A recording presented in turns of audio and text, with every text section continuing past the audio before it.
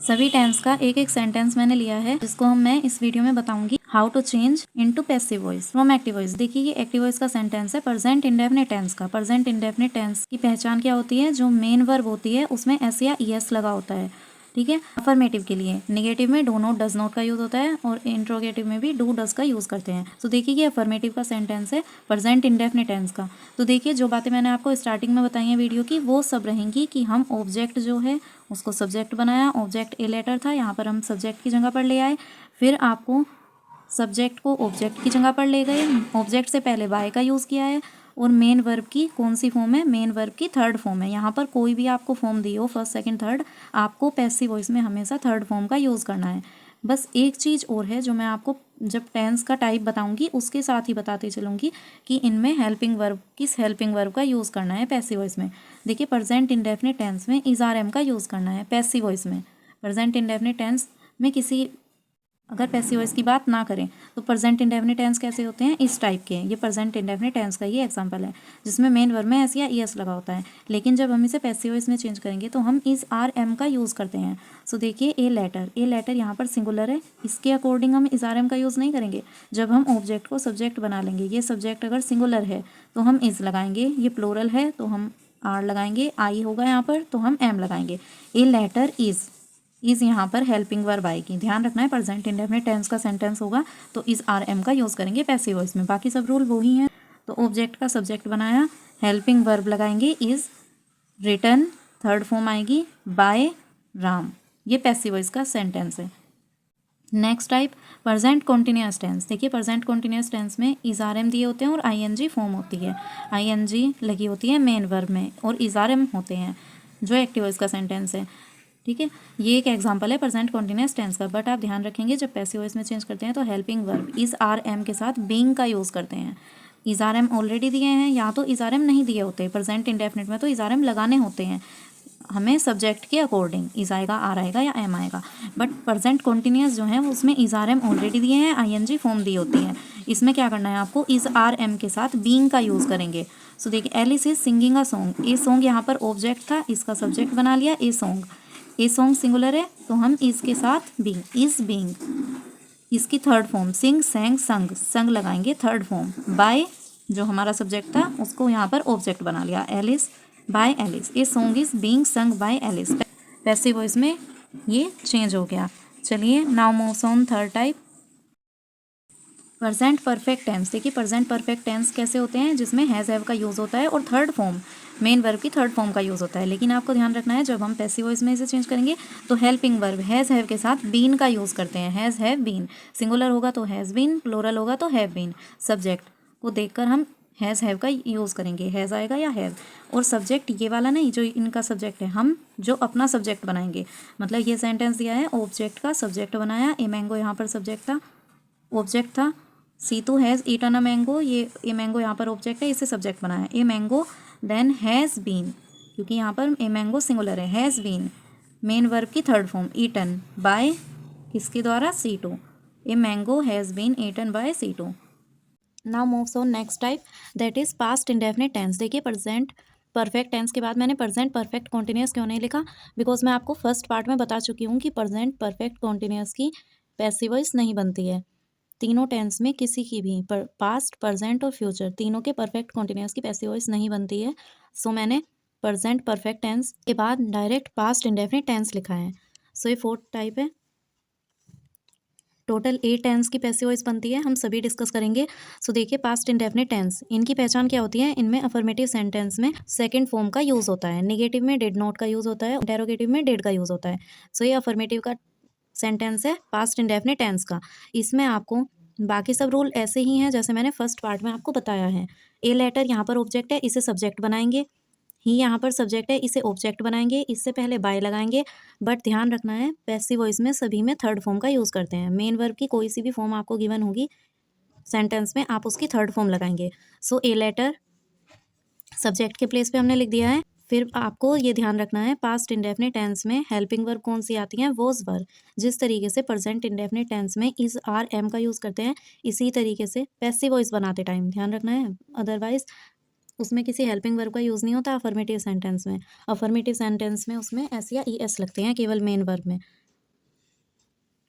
हमने अभी सेंटेंस देखा था ना, इसी तरीके से पास्ट इंडेफिनिट टेंस में पैसिव वॉइस बनाते टाइम आपको वॉज वर्ब का यूज़ करना है। ये जो हेल्पिंग वर्ब मैंने लिखी हुई है सामने, टेंस के सामने लिखी हुई हैं, ये पैसिव वॉइस के लिए हैं, तो वॉज वर्ब का यूज़ करते हैं।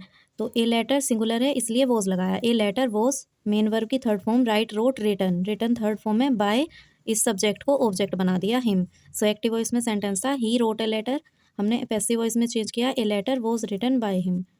उसने एक पत्र लिखा, इसकी हिंदी हो जाती है, एक्टिव वॉइस में बोलते हैं उसने एक पत्र लिखा। जब हम इस एक पत्र को सब्जेक्ट बनाएंगे और उसने को ऑब्जेक्ट बनाएंगे तब इसकी हिंदी कुछ इस तरीके से होती है, उसने एक पत्र लिखा, एक पत्र उसके द्वारा लिखा गया। यहाँ पर हम सब्जेक्ट को प्रधानता देते हैं, मीन्स मेन इसको मानते हैं, उसने एक पत्र लिखा, एक पत्र ऑब्जेक्ट होता है, बट ऑब्जेक्ट को जब हम प्रधानता देंगे मीन्स इसको ज़्यादा मेन मानेंगे, इसको सब्जेक्ट बना लेंगे, तो एक पत्र उसके द्वारा लिखा गया, उसके ये जो हो गया ये बन गया ऑब्जेक्ट, और एक पत्र ये बन गया सब्जेक्ट। उसके द्वारा, द्वारा के लिए हम बाय लगाते हैं, सभी सेंटेंस में इसी तरीके से बनता है। देखिए now moves on next type, that is past continuous tense. Past continuous tense में वॉज वर्ब के साथ आईएनजी फॉर्म आती है। प्रेजेंट में क्या होता है, इज आर एम के साथ आईएनजी फॉर्म आती है, और पास्ट कॉन्टिन्यूस में वॉज वर्ब के साथ आईएनजी फॉर्म आती है। बट जब हम इसे पैसिव वॉइस में चेंज करेंगे तो ध्यान रखना है वॉज वर्ब के साथ बीइंग का यूज़ करते हैं। सिंगुलर होगा तो वाज बीइंग, प्लूरल होगा तो वर बीइंग। तो यहाँ पर सेंटेंस था सी वॉज बाइंग मैंगोज, ये एक्टिव वॉइस का सेंटेंस है, पास्ट कॉन्टिन्यूस टेंस है ये। इसका एक एग्जांपल है सी वॉज बाइंग मैंगोज, इसे पैसिव वॉइस में चेंज करना है। तो मैंगोज यहाँ पर ऑब्जेक्ट है, इसको हमने सब्जेक्ट बना लिया। मैंगोज, मैंगोज यहाँ पर क्योंकि प्लूरल था तो हम वर्ड लगाएंगे, वर बीइंग। इनका देख के नहीं लगाना है, इनका सब्जेक्ट सिंगुलर था, जो गिवन है सी सिंगुलर है इसलिए वॉज आया। हमारा मैंगोज जो हमने सब्जेक्ट बनाया वो वर आएगा, बिकॉज हमारा सब्जेक्ट प्लूरल है। मैंगोज वर के साथ क्या आएगा, बीइंग, वर बीइंग। वॉज के साथ भी बीइंग आता अगर ये सब्जेक्ट सिंगुलर होता, तो वॉज बीइंग आता, प्लूरल है तो वर बीइंग। फिर मेन वर्ब की थर्ड फॉर्म बोट, बाय। सी को किस तरीके से चेंज करते हैं मैंने फर्स्ट पार्ट में बताया है, सब्जेक्ट का ऑब्जेक्ट कैसे बनाते हैं। अगर सब्जेक्ट सी है तो उसे ऑब्जेक्ट लिखेंगे बाय हर, पैसिव वॉइस में बनेगा mangoes were being bought by her. So now moves on past perfect tense. Past perfect tense, देखिए पास्ट परफेक्ट में किसका यूज़ होता है, हेड का यूज़ होता है और थर्ड फॉर्म का यूज़ होता है। लेकिन ध्यान रखना जब हम इसे पैसिव वॉइस में चेंज करेंगे तो हेड के साथ बीन लगता है, इसमें हेल्पिंग वर्ब हेड बीन लगेगी। तो he had written the essay, the essay object था, इसको सब्जेक्ट की प्लेस पे लिखेंगे। द एसे हैड बीन, यहाँ सिंगुलर हो या प्लोरल उससे फ़र्क नहीं पड़ता, हेड ही आता है सिंगुलर के साथ भी और हेड प्लोरल के साथ भी। हैज़ हैव में हमें देखना पड़ता है। सो द ऐसे हेड के साथ क्या लगाएंगे, बीन, मेन वर्ब की थर्ड फॉर्म रिटन। वैसे हैज़ हैव हेड के साथ थर्ड फॉर्म ही यूज़ होती है परफेक्ट टेंस में, थर्ड ही आती है, बट क्योंकि हमारा पैसिव का भी रूल है कि थर्ड फॉर्म से ही बनाते हैं, तो थर्ड फॉर्म बाय सब्जेक्ट ही है। मैंने आपको फर्स्ट पार्ट में बताया ही को क्या लिखते हैं ऑब्जेक्ट बनाते time, by him. The essay had been written by him, passive voice का सेंटेंस बन जाएगा। Now moves on future indefinite tense. आप सभी जानते होंगे फ्यूचर इंडेफिनिट में किस हेल्पिंग वर्ब का यूज़ होता है, विल सेल का यूज़ होता है ना। फ्यूचर इंडेफिनिट का एक एग्जांपल है I shall help you, I we के साथ, आई और वी के साथ तो सेल का यूज़ होता है फ्यूचर इंडेफिनिट में, और बाकी कोई भी नाउन हो या कोई भी प्रोनाउन हो, ही सी इट, इन सब के साथ विल का यूज़ करते हैं। आई सेल हेल्प यू ये एक एग्जांपल है फ्यूचर इंडेफिनिट टेंस का, बट ये मैंने लिखा हुआ है पैसिव वॉइस के लिए। ध्यान रखना कभी आप सोचें फ्यूचर इंडेफिनिट टेंस में ये बी नहीं आता, ये मैंने पैसिव वॉइस के लिए रोल लिखा हुआ है कि हेल्पिंग वर्ब क्या आएगी पैसिव वॉइस में। तो देखिए विल सेल तो आते ही हैं, ये तो आएगा ही, बट इसके साथ बी का यूज़ करते हैं। तो देखिए आई, ये जो सेल और विल होंगे, ये सेल विल हम अपने सब्जेक्ट के अकॉर्डिंग देखेंगे, हमारा जो ऑब्जेक्ट है वही सब्जेक्ट बनता है ना, तो इन्होंने तो आई के अकॉर्डिंग सेल लगाया, बट देखिए हमारा ऑब्जेक्ट यू था, आई सेल हेल्प यू, यू को हम सब्जेक्ट बनाएंगे, यू आगे आ गया यू, तो यू के साथ तो विल आएगा, यहाँ पर आई के साथ सेल आया है क्योंकि इनका सब्जेक्ट आई था, आई और वी के साथ सेल आता है, बाकी सबके साथ विल आता है, ठीक है। तो यू विल के साथ बी आएगा, विल बी, मेन वर्ब की थर्ड फॉर्म हेल्प्ड, सभी टेंस में ध्यान रखना है पैसिव वॉइस में थर्ड फॉर्म आती है। मैं बार बार रिपीट कर रही हूँ ताकि आपको याद हो जाए, हर चीज़ को इतनी बार रिपीट कर दिया है, आपके माइंड में एकदम फिक्स हो जाना चाहिए। You will be helped by me, I को चेंज किया, आई सब्जेक्ट होगा तो इसे ऑब्जेक्ट क्या बनाते हैं, बाय मी, पैसिव वॉइस का ये सेंटेंस है, you will be helped by me. Now moves on next type that is future perfect tense. देखिए फ्यूचर कॉन्टिन्यूस क्यों क्यों नहीं लिखा मैंने, मैं आपको फर्स्ट पार्ट में बता चुकी हूँ फ्यूचर कॉन्टिन्यूस टेंस की पैसिव वॉइस नहीं बनती है। तो फ्यूचर परफेक्ट टेंस हमारा लास्ट टेंस है जिसकी पैसिव वॉइस बनती है। आप देख सकते हैं टोटल 8 टाइप के टेंस की पैसिव वॉइस बनती है। मैंने आपको फर्स्ट पार्ट में बता चुकी हूँ। अगर आपने वो वीडियो नहीं देखी है तो आप नंबर वाइज वीडियो को वॉच करिए। 3 से 4 वीडियो लेक्चर में आपका ये टॉपिक अच्छे से कवर हो जाएगा, कोई मिस्टेक होने के चांस नहीं रह जाएंगे। एंड एग्जाम में जरूर इस टॉपिक से एक क्वेश्चन आता है पैसिव वॉइस में चेंज करने के लिए। क्लास 10 12 दोनों में, 9 10 11 12 चारों क्लास के लिए काफ़ी इंपॉर्टेंट टॉपिक है। सो इसे इग्नोर मत करना, अच्छे से कवर करके जाएं। 3 से 4 वीडियो देख लेते हैं नंबर वाइज। ऐसे नहीं कि आप आज सेकंड पार्ट देख रहे हैं, थर्ड आपने छोड़ दिया, फर्स्ट छोड़ दिया। आप देखिए नंबर वाइज आप वीडियो को वॉच करेंगे कि सभी डाउट क्लियर हो जाएंगे। फ्यूचर परफेक्ट टेंस, देखिए फ्यूचर परफेक्ट टेंस में विल हैव और सेल हैव का यूज़ होता है। तो 12 टाइप के टेंस होते हैं, अगर आपने बहुत अच्छे से किए हुए हैं तो आपको पहचान पता होगी। फ्यूचर परफेक्ट में विल हैव सेल हैव का यूज़ होता है। लेकिन सामने ये मैंने जो हेल्पिंग वर्ब लिखी हुई है, ये विल सेल हैव, इनका तो यूज़ होता ही है। विल हैव सेल हैव का तो यूज़ होता है, लेकिन इसके साथ बीन का यूज़ करते हैं पैसिव वॉइस बनाते टाइम। फ्यूचर परफेक्ट टेंस की पैसिव वॉइस में will have been shall have been का यूज़ होता है। कल मैंने एक पोस्ट डाला था कि लाइव वीडियो के लिए, एंड हमारा सेम टॉपिक होने वाला था वॉइस। आप देख रहे होंगे ये मैंने सब कुछ नोट डाउन नहीं किया था, मैंने केवल क्वेश्चन लिखे हुए थे एंड ये मैंने आपको साथ के साथ चेंज करके बताया था। अभी मैंने लाइव सेशन किया था बट किसी प्रॉब्लम की वजह से मुझे वो वीडियो डिलीट करनी पड़ी। अगेन क्या नोट डाउन करती मैं, ऑल रूल्स एंड सेंटेंसेस ये लिखे हुए तो ऑलरेडी हैं, सो मैंने सोचा इन्हीं को एक्सप्लेन कर देती हूँ। लाइव सेशन तो मुझे किसी वजह से डिलीट करना पड़ा। सो आप इनको नंबर वाइज वॉच कीजिए, कंटेंट काफ़ी हेल्पफुल है आपके एग्जाम के पॉइंट ऑफ व्यू से। 4 पार्ट में सभी आपके सभी डाउट क्लियर हो जाएंगे वॉइस को लेकर, जो भी आपको डाउट है। सो देखिए, the farmers will have प्लोड the field, इसको हम कैसे चेंज करेंगे। द फील्ड इसमें ऑब्जेक्ट है, इसे सब्जेक्ट बना लिया, सब्जेक्ट के प्लेस पर लिख दिया द फील्ड। फिर the field will have been, will have been लिखा हमने, विल हैव बीन जैसा कि मैंने यहाँ पर लिखा हुआ है, पैसिव वॉइस में लगाते हैं will have been. Third form main verb की, मेन वर्ब की थर्ड फॉर्म ही है ये, प्लोड बाय किसके द्वारा, द फार्मर्स। द फार्मर्स यहाँ पर ऑब्जेक्ट बन गया। फर्स्ट वीडियो में तो मैं आपको बता चुकी हूँ परफेक्ट कॉन्टिन्यूस तीनों टेंस के, प्रेजेंट हो, पास्ट हो या future, present perfect continuous, past perfect continuous and future perfect continuous, इन तीनों की पैसिव वॉइस नहीं बनती है। और एक कॉन्टिन्यूस कौन सा, फ्यूचर कॉन्टिन्यूस, इसकी भी पैसिव वॉइस नहीं बनती है। आप अगर काउंट करेंगे, मैंने आपको 8 टेंस के रोल बताए हैं, उन्हीं को आपको मैंने चेंज करके बताया है और उन्हीं की हेल्पिंग वर्ब आपको ध्यान रखनी है। मैंने टेंस के सामने ही इस तरीके से ये जो लिखी हुई हैं आप नोट डाउन कर सकते हैं कि किस टेंस में कौन सी हेल्पिंग वर्ब आएगी। अदरवाइज जो बेसिक्स हैं वो तो मैं फर्स्ट पार्ट में आपको बता चुकी हूँ, आप वहाँ से नोट डाउन कर लेना। फिर देखिए इम्पेरेटिव सेंटेंस, मैंने फर्स्ट पार्ट में भी आपको बताया था, जिनमें तो ऑर्डर दिया जाए, रिक्वेस्ट की जाए, कमांड दी जाए या एडवाइस दी जाए, इस टाइप के जो सेंटेंस होते हैं वो एग्जाम में जनरली पूछे जाते हैं। तो देखिए मैंने कुछ एग्जाम्पल इसके भी कराए हैं। कॉल द सर्वेंट, ये 2 तरीके से बन सकता है, या तो लेट का यूज़ करके या सेकंड मेथड जो मैंने आपको फर्स्ट पार्ट में बताया था, you are requested to, order to, इस तरीके से।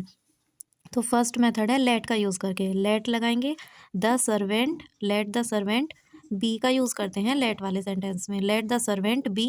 फिर इसमें कॉल को हम थर्ड फॉर्म कॉल्ड बाय, यहाँ पर सब्जेक्ट नहीं दिया होता बट हम सब्जेक्ट को ऑब्जेक्ट यू लिखते हैं, यहाँ पर यू को हम मान लेते हैं, जो कॉल द सर्वेंट, इस तरीके से इसको मान लेते हैं हम, सब्जेक्ट यहाँ पर दिया नहीं होता बट हम खुद से यू ले लेते हैं। तो by you, let the servant be called by you, इस तरीके से बन जाएगा।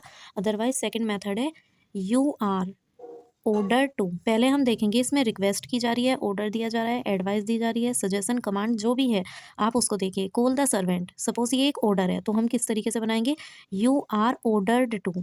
फिर हमने क्योंकि यहाँ पर ये ऑर्डर में ईडी लगा दिया है, थर्ड फॉर्म ये ऑलरेडी हो गई है, तो यू आर ऑर्डर टू, अब हम इसे कॉल को कॉल ही रहने देंगे। यहाँ पर तो हमने लेट वाले सेंटेंस में तो मेन वर्ब की जो फॉर्म होती है उसको थर्ड फॉर्म लिखना पड़ता है, लेकिन इस तरीके से अगर बनाते हैं you are order to call the servant as it is, call the servant, call the servant, इसमें टू लगाते हैं, you are order to, you are requested to.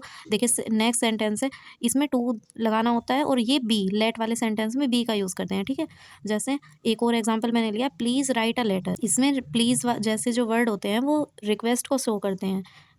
तो देखिए इसको कैसे बनाएंगे, सेकंड मेथड अगर हम ले, यू आर रिक्वेस्टेड टू, इस तरीके से लिख देंगे क्योंकि इसमें रिक्वेस्ट की गई है, तो रिक्वेस्ट में ईडी, रिक्वेस्टेड, अब ये राइट जो है ये रिटर्न नहीं होगा, ये राइट ही लिखा जाएगा, you are requested to as it is, जो भी सेंटेंस में दिया है, राइट अ लेटर, प्लीज़ हट गया, you are requested to, please के प्लेस पे आ गया, टू राइट अ लेटर।